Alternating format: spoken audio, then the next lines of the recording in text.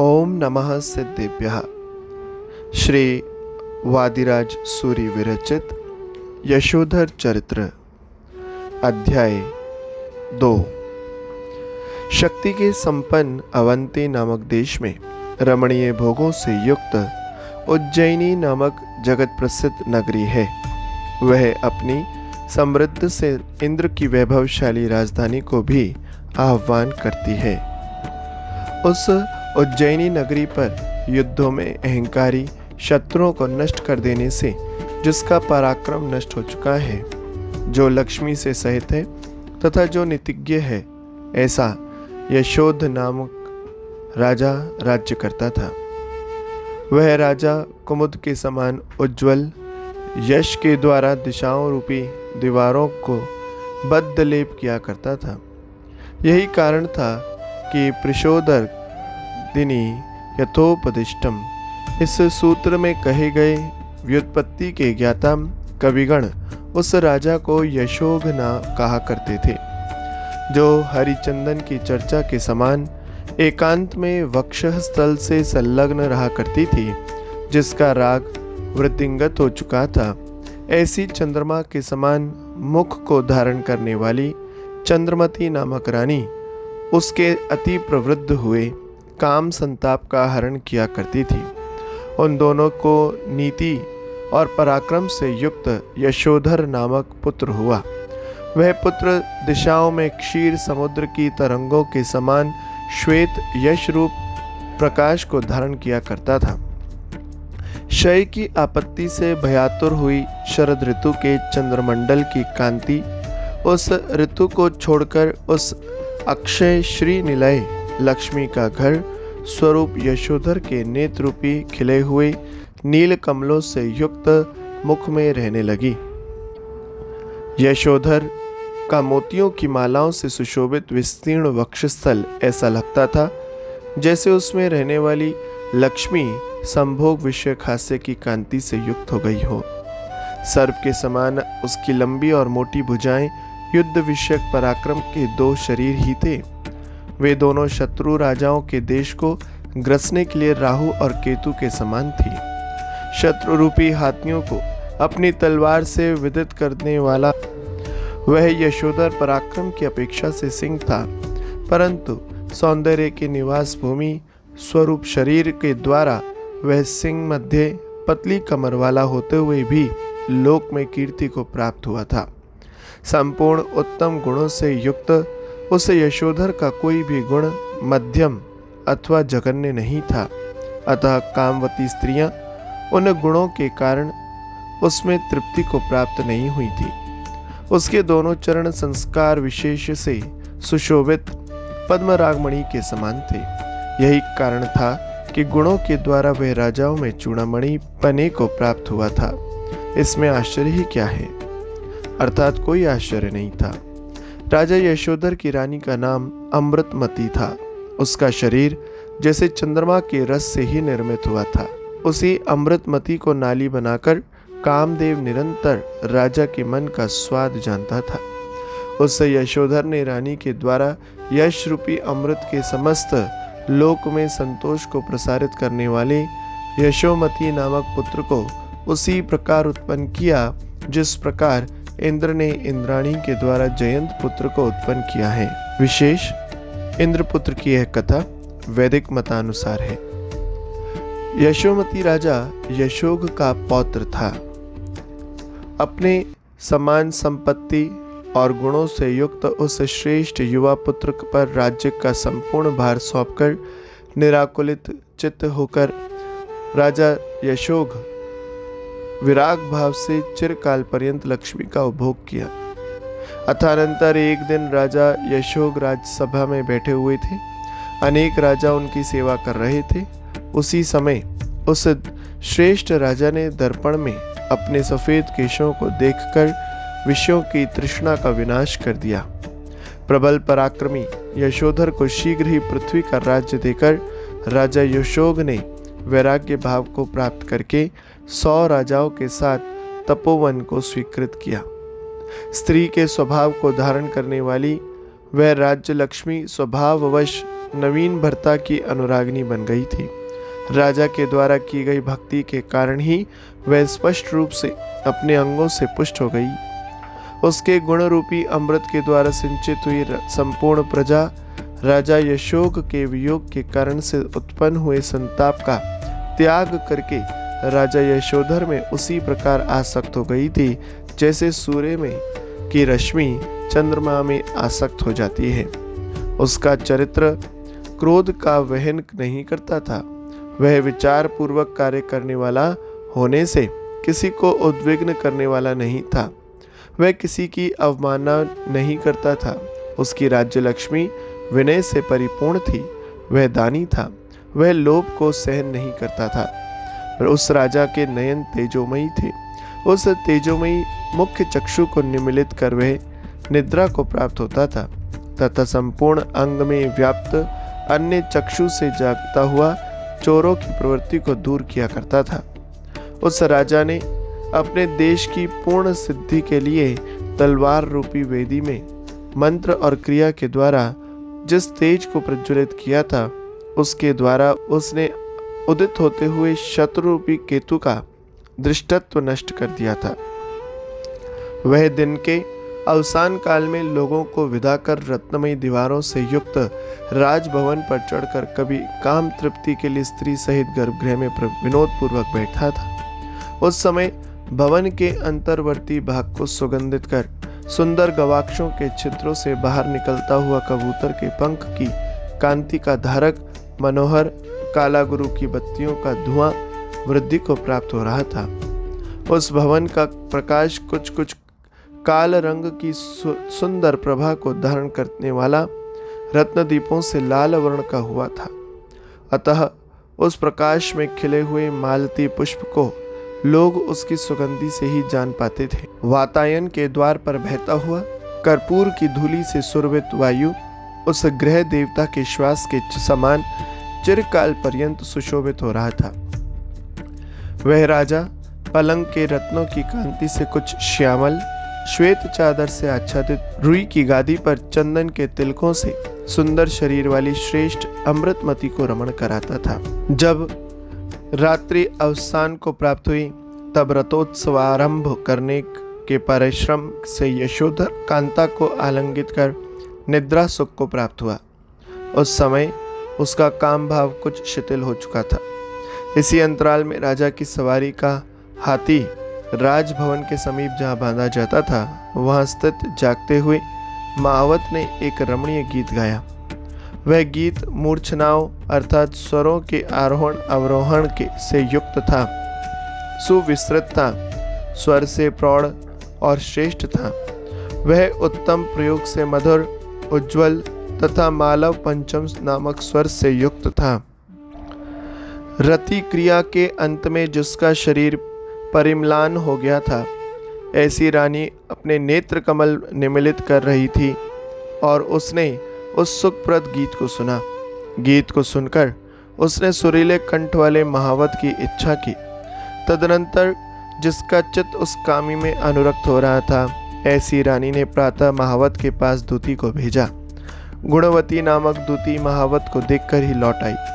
वह रानी की निंदा करने लगी। अहो, वस्तु के समीचीन ज्ञान को स्तंभित करने वाले काम की विचित्र विडंबना है।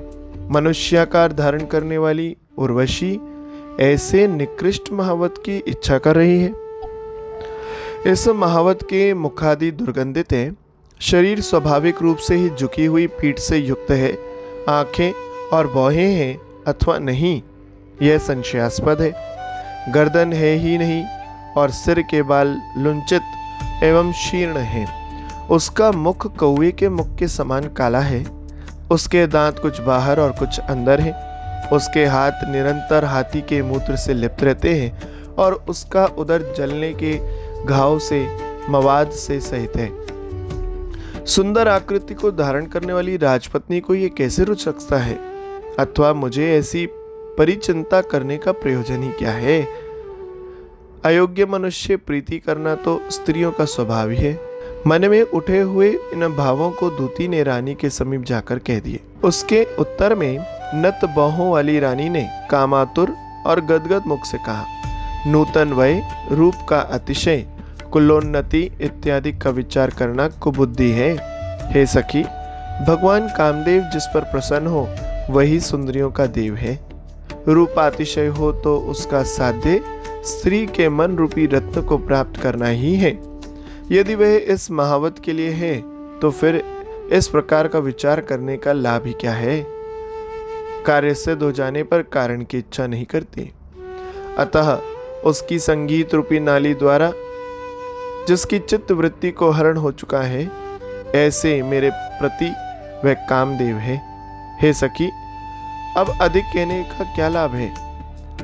अब मैं उस महावत के बिना जीवित नहीं रह सकती।